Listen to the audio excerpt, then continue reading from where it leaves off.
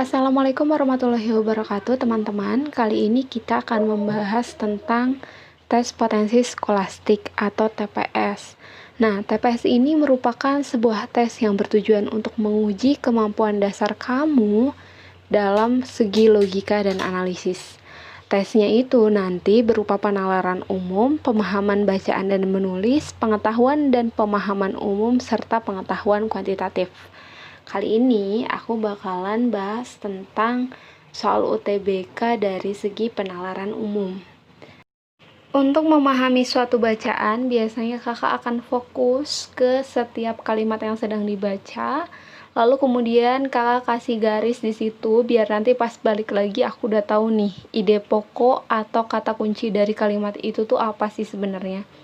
Untuk kalimat pertama dalam bacaan ini kita ngomongin tentang kasus DBD yang kembali merebak di wilayah Indonesia.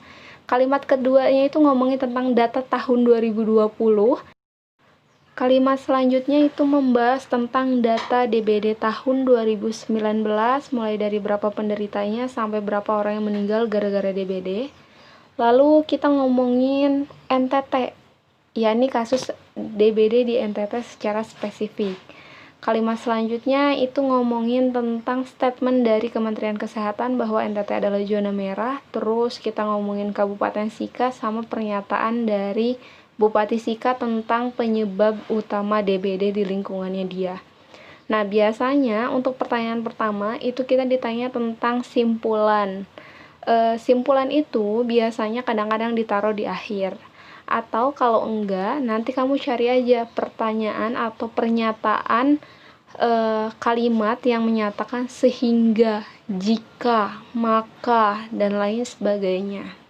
Atau kamu lihat aja option dari A sampai E, kira-kira mana sih pernyataan yang paling sesuai dengan isi dari paragraf atau bacaan. Nah, misalnya semuanya ini udah sesuai nih, berarti kamu tinggal pilih aja kira-kira kalimat yang paling efektif dan efisien tuh yang mana sih. Untuk menemukan kalimat yang efektif dan efisien, biasanya kakak akan mengimajinasikan kira-kira kalimat tersebut ketika diucapkan oleh seseorang tuh terdengar bagus nggak sih atau enak didengar nggak sih. Kalau kamu perhatikan, option A itu tidak terdengar bagus ketika diucapkan. Dia tidak memiliki susunan subjek, predikat, dan objek serta keterangan yang pas gitu kan. Nah, kalau option C itu kita taruh dulu lah ya jawabannya karena dia lumayan mendekati.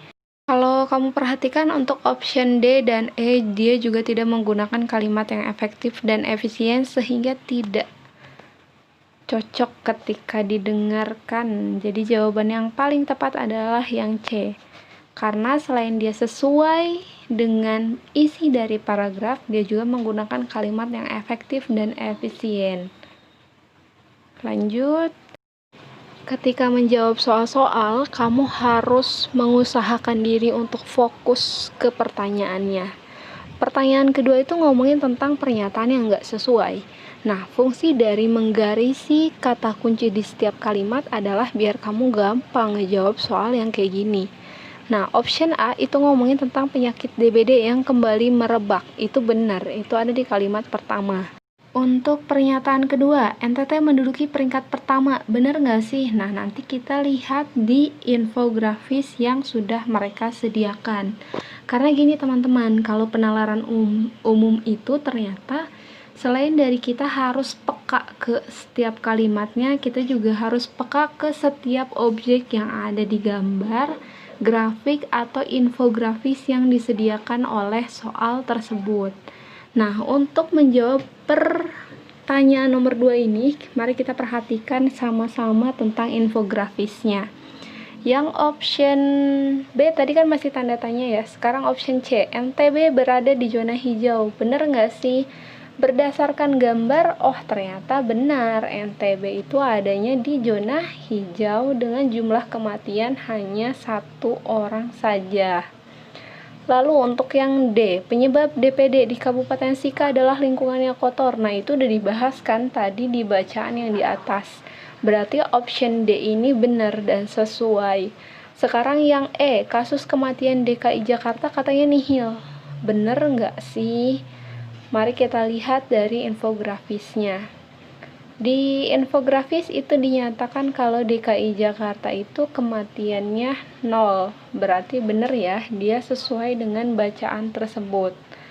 Nah, sekarang kita balik lagi ke option B. B tadi kan NTT katanya dia merupakan kasus terbanyak DBD, tapi ternyata setelah diteliti yang terbanyak itu adalah Jawa Barat dengan jumlah total sekitar 4 ribuan kasus ya, dan itu tertinggi di Indonesia.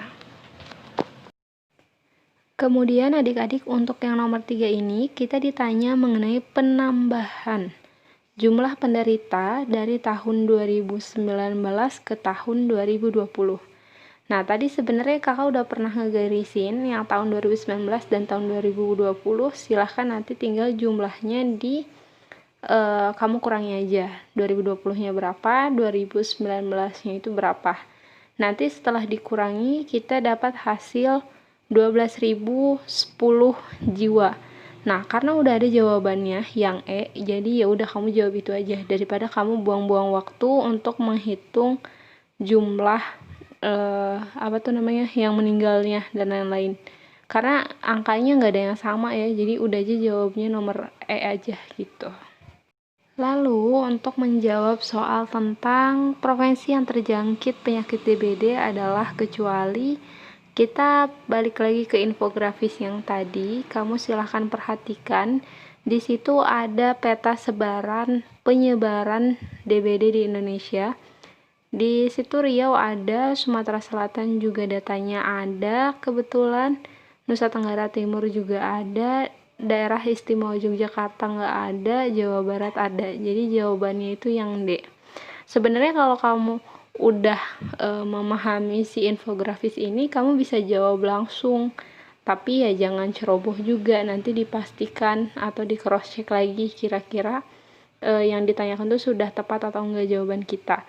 Nah, nomor 5 ini kita ngomongin tentang kasus terbanyak tuh ada di mana. Tadi sebelumnya kita udah pernah tahu kalau kasus terbanyak itu ada di Jawa Barat, jadi langsung aja jawabnya adalah B atau Jawa Barat ya. Oke, jadi sekarang kita ke nomor 6. Langsung aja cus ke sebutkan ciri-ciri DBD, itu ada di bagian bawah infografis. Lah, sakit kepala ada, muntah ada, muka merah, sakit tenggorokan ada. Ya udah jawab aja sesak napas karena di situ nggak ada gitu kan informasinya. Ya, walaupun sebenarnya kamu juga bisa pakai logika sendiri gitu kan, apakah DBD itu disertai oleh gejala sesak napas atau enggak. Tapi kalau pengetahuan kamu nggak ada tentang penyakit ini, ya udah kita lihat lagi, balik lagi ke infografis. Oke teman-teman, di soal terakhir kita ditanyain tentang mortalitas atau jumlah kematian terkecil. Di infografis yang nilainya 0 hanya DKI Jakarta. Jadi itu udah otomatis jawabannya adalah DKI Jakarta berdasarkan si infografis tersebut. Pokoknya teman-teman, saran kakak jangan pada panik, fokus aja sama apa yang sedang kalian kerjakan. Jangan pernah memikirkan hasil atau menerka-nerka, aduh kayaknya aku lolos atau enggak nih gitu kan. Pokoknya setelah kita berusaha semaksimal mungkin, semuanya silahkan serahkan kepada Tuhan Yang Maha Esa mengenai si keputusan Dia. Mau kita kuliah di mana kayak itu kan terserah Tuhan gitu kan. Yang penting kita sudah berusaha semaksimal mungkin. Terima kasih. Wassalamualaikum warahmatullahi wabarakatuh.